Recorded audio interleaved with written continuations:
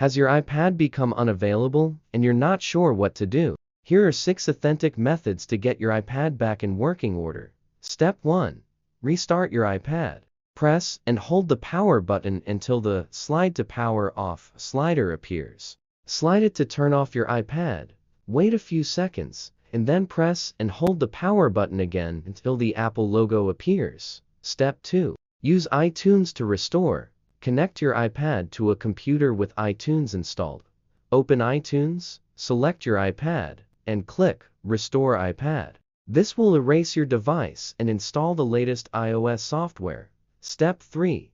Enter recovery mode. If iTunes doesn't recognize your iPad, try recovery mode. Connect your iPad to a computer, press and hold the home button and the power button at the same time until you see the recovery mode screen. In iTunes, you'll see an option to restore your device. Step 4. Use Find My iPhone. If you have Find My iPhone enabled, log into iCloud.com, go to Find iPhone, select your iPad, and choose Erase iPad. This will remotely erase your device, allowing you to set it up again. Step 5. DFU mode restore.